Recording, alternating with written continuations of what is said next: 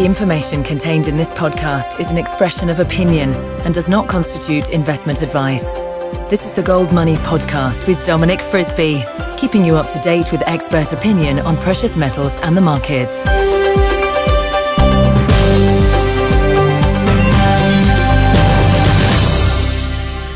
Hello and welcome to the Gold Money Podcast, hosted in association with Frisby's Bulls and Bears, with me, Dominic Frisby. It's my pleasure on today's programme to be talking to Jack England. Jack is the author of a new book. It's called Sword of Marathon, and it's a libertarian action-adventure novel that takes place in ancient Europe around the time, I should say ancient Greece, around the time of the Battle of Marathon. Now, Jack England is, of course, the nom de plume for our very own Andy Duncan. Andy, you've written this book. It's great to be interviewing my fellow interviewer. Welcome to the show. Why don't we start by, why don't you give us a bit of background to Sword of Marathon? How did it happen? Why did you do it? Well, first of all, it's very strange to be on the other end of a conversation rather than one asking the questions. The background is that we see a lot of Austrian economics, big, heavy, thick books, and they're quite inaccessible to get into for most people. So I thought what I could do is I could write some kind of much more of an entertainment thing to help draw people into the ideas of sound money and liberty and all those kinds of things. And I've always been a huge Patrick O'Brian fan with the Master and Commander series and so on, and also Lord of the Rings with Tolkien. And of course, those two guys aren't around anymore to write any more novels for me to read. And also the Flashman novels by George MacDonald Fraser. George MacDonald Fraser's not around anymore. So I thought, well, what I'll do is I'll write a kind of combination myself to entertain myself. So there's a lot of Flashman in there. There's a lot of rude behaviour with young ladies. The hero of the book is actually a character from Northern Europe who's involved in the amber trade. And he comes down to Greece and he's tall and he's muscular and he's a rower. And all these ladies in Greece just are all over him. So we've got a lot of Flashman action going on there. He's also been trained in a kind of pre-Viking Gothic war band, so he knows everything about weaponry. So there's plenty of swords, and his brother's a really good archer, really good bowman. He comes down with his brother called Hal. The main hero is called Luke. And they come down, and then they somehow get involved in the Greek-Persian conflict. And we go from there. But anyway, I thought that I'd write something that was exciting and adventurous and had some history in there and was very much in the kind of tradition of Patrick O'Brian, Bernard Cornwell and J.R.R. Tolkien. You say Tolkien is a libertarian novelist then? Tolkien is an anarchist. If you read any of the later writings of Tolkien, Tolkien himself was actually a believer in a totally voluntary society. And what you can see the Lord of the Rings as is an allegory where he says Sauron is the state. The ring is the ring of power of the state. And everything that the West, if you look at the Hobbit, the Shire, I mean, where's the state there? I mean, there's one overweight mayor who comes out once every 5 years and goes back into his hobbit hole, and that's it. Everything else in the Hobbit, which Tolkien's trying to defend, is completely a voluntary society, a kind of perfect version of England, I suppose, without the police, without the government, without speed cameras, without people hectoring you. So Tolkien definitely was hugely liberal. Okay, very good. Now, I've started reading it. I'm about a third of the way through and I'm enjoying it very much. Tell us how you tell us why you wrote it and how long did it take you to write? Well, I wasn't doing it full time because I have a business to run and everything. It took me about, I'd say, 18 months to write the first draft. If I'd been doing that full time, it probably would have taken between 3 to 4 months to write the first draft. Then the second draft again took probably another 12 months. But if I'd been doing it full time, it would have taken another 3 months or so. So if we use kind of full time frames, 6 months, 7 months or whatever, but actually in reality, in real time, probably about 2.5 years. So you're doing it to spread the libertarian word through the medium of action and adventure.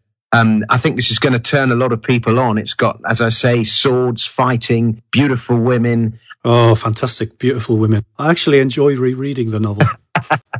Isn't that vanity to be... No, I just like it. Like I said, with Patrick O'Brian no longer around and there's no more Lord of the Rings books coming out and there's no more Flashman novels, so one must entertain oneself. Very good. Now, you're obviously an extremely well-read chap. Is there something of the Ayn Rand? She was a kind of libertarian novelist. I would say so, yes. There are, I've reread it recently, and I see actual, without realising it, unconscious references to various kind of Randian ideas. So there's lots of gold in there. Gold is money. I mean, there's silver as money as well. So there's amber trading going on. There's one must stand up and fight. So we got the Persian Empire coming in to try to destroy Athens, and the Athenians must choose to stand up and defend themselves. So they actually, it's good because I get the opportunity to do a bit of Hoppian analysis on the early democracy in Greece, and we discover, strangely, that even in those very early days of democracy, because it's about exactly that time when Greek democracy is getting going, that there are problems and there are corruptions within Greek democracy. So there is a little bit of Rand in there, but it's not too much. Like I say, it's mainly action adventure, and it's kind of tied together with this theme of you must stand up to defend yourself. And is there any speculation in junior mining companies in the book? There is a little bit, actually, because we've got this early Athenian kind of silver mine, but it's more about trading, because what we've actually got an early examination of the early banking system, which was based in temples. And these temples would you'd hand in some money in one temple, the Temple of Mithras in the Persian Empire. They would then send a message to a Temple of Apollo, which was an allied temple in Greece, because it was the same god. Mithras and Apollo were the same god. And then you could go, without carrying the money yourself, you could then go to Greece and take out your money from the store there. So the early temples were very much the early banking system. The Persians invented the cheque. So a cheque was a Persian invention for transferring money from one place to another. So we've got more amber trading in the book than silver mining or gold mining, but we've got one guy going up these rivers in Russia trying to get the amber from the Baltic, and we've got trading with Rome going on and a few other bits and pieces as well. But there's a lot of silver, a lot of gold in there. Very good. It sounds like it's going to make a great film one day as well. It's actually that a couple of reviews on Amazon have actually said that. They've said, I'd love to see this as a movie, and I think I'm quite a visual thinker. I think in a very visual way. And I kind of naturally drawn up vistas and wide panoramas and, descriptions of the Persian army or the descriptions of the Greek army running towards the Persian army. It's the first time anyone ever ran into battle. That was to get under the Persian arrow storm. So it is quite a visual book, and one day, who knows, it might become a movie. Well, fingers crossed. And do you have a scene where the guy makes the famous run, where he runs the 26 miles or whatever it was to deliver the message? Well, there's a little bit of a joke in there, because it was actually the entire Athenian army which did that. Before the battle, one guy, actually, I think Phidippides was his name, or Philippides, actually ran from Athens and ran down to Sparta, and then to say to the Spartans, can you hurry up, please, and come and help us? Now, the Spartans, who knows why, but they were in a religious festival called the Carnea, and so they were going to be delayed. Anyway, he runs back. Now, that was about 150 miles round trip, and he did it in a couple of days, and he was fine because he was a professional athlete, an Olympic runner. But the actual distance from Marathon to Athens was 26 miles, but the Persians got onto their ships to sail around to invade Athens from the sea when they got held up at Marathon. And so the Athenian army had to do a speed march back to Athens to get back in time to cover off Athens from the sea, to stop the Persians kind of invading from the sea. So it was actually the entire Greek army which did the 26 miles very, very quickly. But I do have a little bit of a joke in there about this. I've got the other guy called either Philippides or Phidippides. I kind of get the two mixed up myself, and he does actually die from things in the book, which is to do with this guy dying at Marathon, announcing the Battle of Marathon. But it's not. It's a kind of a bit of a humorous little section in the book, which I won't spoil too much for anyone who's going to read it. Okay, excellent, Andy. Now you have decided to go down the self-publishing route with it. So why don't you tell us how we can buy the book and also why you chose that route? Well, I wanted, strangely enough, before we get to that, the reason I wrote it as Jack England, I find it much easier to be, let creativity out of myself as Jack England. So when I'm writing, and when I am a writer, I'm a bit like John le Carré, who isn't really called John le Carré, but he is John le Carré when he's writing. And I'm the same. When I'm writing, I'm Jack England. So that was a way to enable me to let things out, which I couldn't possibly. So there's some quite rude scenes in there with the ladies, and there's some quite violent scenes with swords and spears and so on. So that was why I had to do that. The self-publishing route was because I wanted to have complete control over this. I'm very much a fan of Jeff Tucker's idea that we shouldn't use gatekeepers to process information. In this age, in this modern age, we should take responsibility for our own kind of information. And I didn't want publishers to maybe publish it for a couple of years, and then because it didn't make lots of money for them, take it off the shelves, retain copyright, and then my work, which I've spent all this time creating, then just disappears and dies and is never ever seen again. I want this book to be around in 30, 40, 50 years. So I didn't want to kind of sacrifice it to the publishing industry. I also thought it'd be a good way for me to learn about marketing and a good way for me to learn about how to promote things. And it's nice because I can do an audiobook myself. I'm going to do an audiobook soon. I'm hoping my voice coach will be the fabulous Dominic Frisby for that. And then I'm going to, if somebody makes me a film offer for the book, then I will get all of the benefits from that, and it won't be 90% goes towards the publisher. Very good, very good. So how do we buy the book?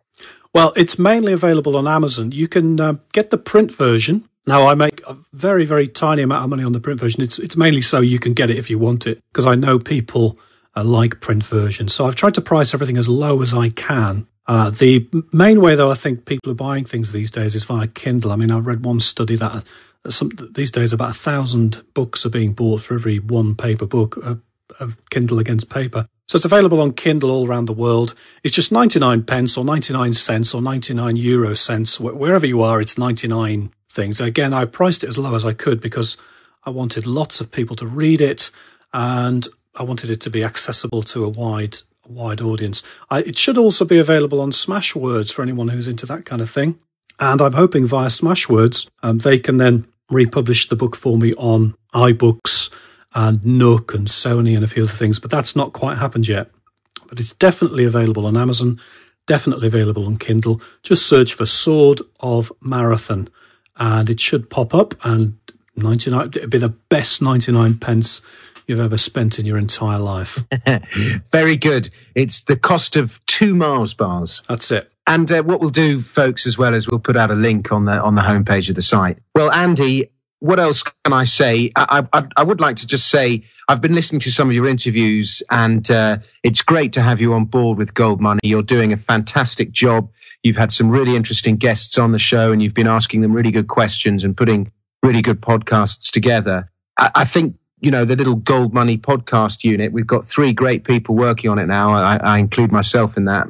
And I think, we are well placed in the libertarian podcast field. I think we are fast becoming the premier libertarian podcast team. Well, it's great. I mean, I've had the opportunity to speak to Ron Paul and speak to you, of course, and lots of other fantastic people. So I'm really enjoying it at the moment.